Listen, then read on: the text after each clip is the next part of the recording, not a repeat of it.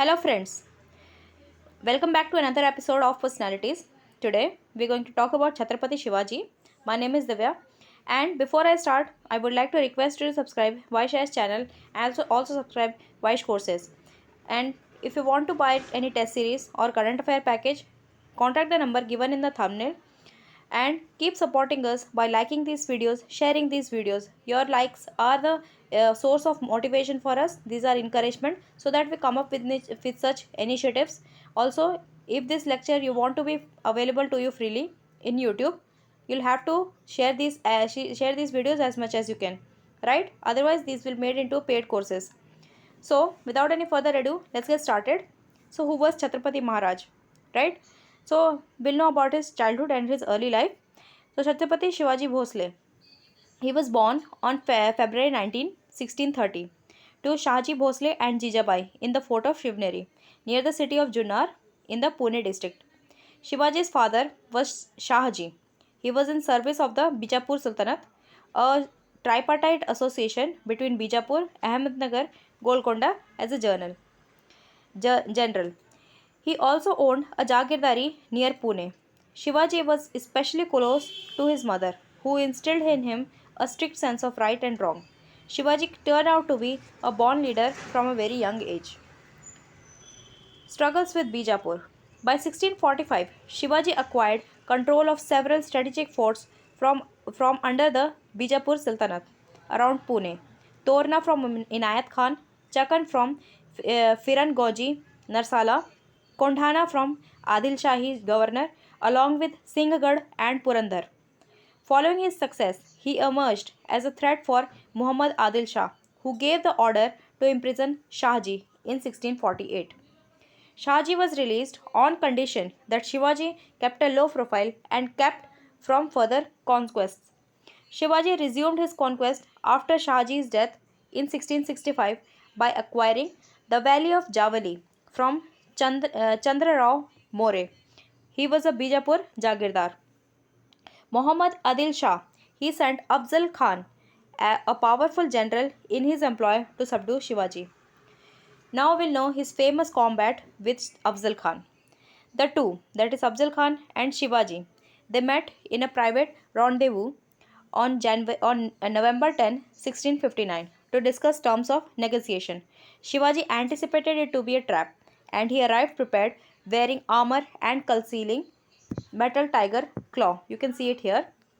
When Afzal Khan attacked Shivaji with a dagger, he was saved by his armor, and Shivaji retaliated by attacking Afzal Khan with the tiger's claw, mortally injuring him. He ordered his forces to launch an assault on the leaderless Bijapuri contingents. Victory was easy for Shivaji in the Battle of Pratapgarh, where around 3,000 Bijapuri soldiers were killed by the Maratha forces. Siege of Panhala. Having defeated the Bijapuri forces sent against him, Shivaji's army marched towards the Konkan and Kolhapur, sieging Panhala fort and defeating Bijapuri forces sent against them under Rustam Zaman and Fazl Khan in 1659. In 1660, Adil Shah sent his general Siddhi Johar to attack Shivaji's southern border in alliance with Mughals who planned to attack from the north. At that time, Shivaji was encamped at Panhala fort with his forces. Siddhi Johor's army besieged Panhala in mid 1660, cutting off supply routes to the fort. During the bombardment of Panhala, Siddhi Johar purchased grenades from the English at Rajpur to increase its efficacy, and also hired some English artillerymen to assist in his bombardment of the fort, conspicuously flying a flag used by the English.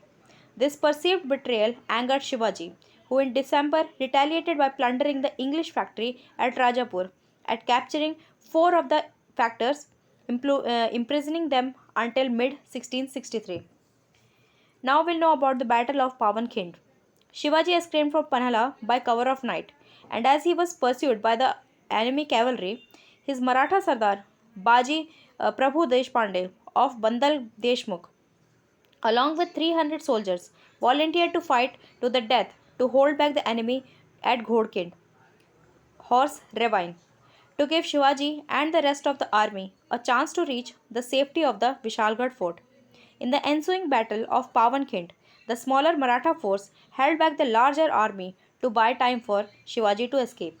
Ghodkhind was later renamed Pawankhand, as also known as Sacred Pass, in honor of the soldiers who fought in there.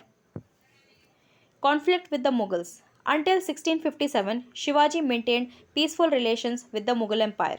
Shivaji offered his assistance to Aurangzeb, conquering Bijapur in the return for formal recognition of his right to the Bijapur forts and villages under his possession. And I would like to tell you that Aurangzeb by this time was not an emperor, right? Then he was dissatisfied with the Mughal response and he launched a raid into the Mughal Deccan. Shivaji's confrontation with the Mughals began in March 1657 when two Shivaji's officers raided the Mughal territory near Ahmednagar. This was followed by raids in Junnar with Shivaji carrying off 3 lakh hoon in cash and 200 horses. Attacks on Shaista Khan and Surat. Upon the request of Badi Begum of Bijapur, Aurangzeb sent his maternal uncle Shaista Khan in January 1660 to attack Shivaji in conjunction with Bijapur's army led by Siddhi Johar. Shaista Khan, with his better equipped and provisioned army of 80,000, seized Pune. He also took the nearby fort of Chakan, besieging it for a month, and after and a half after breaching the walls. On the night of April 5, 1663, Shivaji led a daring night camp on Shaista Khan's camp. He, along with his 400 men, attacked Shaista Khan's mansion, broke into Khan's bedroom, and wounded him. Khan lost 3 fingers. In the scuffle, Shaista Khan's son, several of his wives, servants, and soldiers were killed. He took refuge with the Mughal forces outside of Pune, and Aurangzeb punished him for this embarrassment with a transfer to Bengal. In retaliation for Shaista Khan's attack and to replenish his now depleted treasury, in 1664 Shivaji sacked the port of Surat, which was a wealthy Mughal trading center. Now we'll know about Treaty of Purandar. The attacks on Shaista Khan and Surat enraged Aurangzeb. In response, he sent the Rajput Mirza, Raja Jai Singh I, with an army numbering 15,000 to defeat Shivaji. Throughout 1665, Jai Singh's forces pressed Shivaji. By mid 1665, with fortress at Purandar besieged and near capture, Shivaji was forced to come to terms with Jai Singh. In the Treaty of Purandar, signed between Shivaji and Jai Singh on 11 June 1665, Shivaji agreed to give up 23 of his forts, keeping 12 for himself, and pay a compensation of 4 lakh gold hoon to the Mughals. Shivaji agreed to become a vassal of the Mughal Empire and to send his son Sambhaji along with 5,000 horsemen to fight for the Mughals in the Deccan as a Mansabdar. Arrest in Agra and escape. In 1666, Aurangzeb summoned Shivaji to Agra along with his 9-year-old son Sambhaji. Aurangzeb planned to send Shivaji to Kandahar to consolidate the Mughal empire's northwestern frontier. However, in the court on 12 May 1666, Shivaji was made to stand along with relatively low ranking nobles, men he had already defeated in battle. Shivaji took offense and stormed out of court and was promptly placed under house arrest. Shivaji's position under house arrest was perilous, as Aurangzeb's court debated whether to kill him or to continue to employ him. Shivaji then pretended to be ill and began sending out large baskets packed with sweets to be given to the Brahmins and poor as penance. On the 17th of August 1666, by putting himself in one of the large baskets and his son Sambhaji in another, Shivaji escaped and left Agra. Reconquest. The peace between Shivaji and the Mughals lasted until 1670. At that time, Aurangzeb became suspicious of the close ties between Shivaji and Muazzam, whom he thought might usurp his throne and may even have been receiving bribes from Shivaji. The Mughals also took away the Jagir of Berar from Shivaji to recover the money lent to him a few years earlier. In response, Shivaji launched an offensive against the Mughals and recovered a major portion of the territories surrendered to them in a span of 4 months. Shivaji sacked Surat for second time in 1670.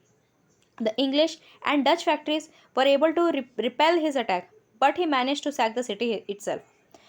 Angered by the renewed attacks, the Mughals resumed hostilities with the Marathas, sending a force under Daud Khan to intercept Shivaji on his return home from Surat, but were defeated in the Battle of Vani Dindori near present day Nashik.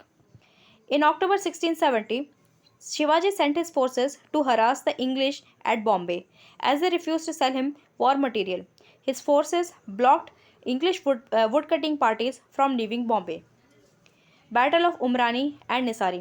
In 1674, Pratap Rao Gurjar, the commander in chief of the Maratha forces, was sent to push back the invading forces led by Bijapuri general Behlol Khan. Pratap Rao's forces defeated and captured the opposing general in the battle. After cutting off their water supply by encircling a strategic lake, which prompted Behlol Khan to sue for peace. In spite of Shivaji's specific warnings against doing so, Pratapgarh released Behlol Khan. Behlol Khan started preparing for a fresh invasion. Shivaji sent a displeased letter to Pratap Rao, refusing him audience until Behlol Khan was recaptured. Upset by his commander's rebuke, Pratap Rao found Behlol Khan and charged his position with only 6 horsemen, leaving his main force behind. Pratap Rao was killed in combat. Shivaji was deeply grieved on hearing Pratap Rao's death and arranged for marriage of his second son Rajaram to Pratap Rao's daughter. Anand Rao Mohite became Hambi Rao Mohite, the new Sarnaboth, commander-in-chief of Maratha forces. Raigad fort was newly built by Hiroji Indulkar as a capital of nascent Maratha kingdom. Now we'll know about his conquest of southern India. Maratha Empire in year 1680. So beginning in 1674, the Marathas undertook an aggressive campaign raiding Khandesh in October, capturing Bijapuri Ponda April 1675, Karwar in the mid-year, and Kolhapur in July. In November, the Maratha navy skirmished with the Siddhis of Janjira but failed to dislodge them. Having recovered from an illness and taking advantage of a civil war that had broken out between the Dakkanis and Afghans at Bijapur, Shivaji raided Athani in April 1676. In the run up to his expedition, Shivaji appealed to a sense of Deccani patriotism that southern India was a homeland that should be protected from outsiders. His appeal was somewhat successful, and in 1677, Shivaji visited Hyderabad for a month and entered into a treaty with Qutub Shah of the Golconda Sultanate, agreeing to reject his alliance with Bijapur and jointly oppose the Mughals. In 1677, Shivaji invaded Karnataka with 30,000 cavalry and 40,000 infantry, backed by Golconda artillery and funding. Proceeding south, Shivaji seized the forts of Vellore and Jinji. The latter would later serve as the capital of the Marathas during the reign of his. Then Shivaji intended to reconcile with his half brother Venkoji or Ikoji I. Shahji's son, Venkoji was Shahji's son who ruled Tanjavur after Shahji. The initial promising negotiations were unsuccessful. So, whilst returning to Raigad, Shivaji defeated his half brother's army on 26 November 1677 and seized most of his possessions of the Mysore plateau. Venkoji's wife, Deepa Bai, whom Shivaji deeply respected, took up new negotiations with Shivaji and also convinced her husband to distance himself from Muslim advisors.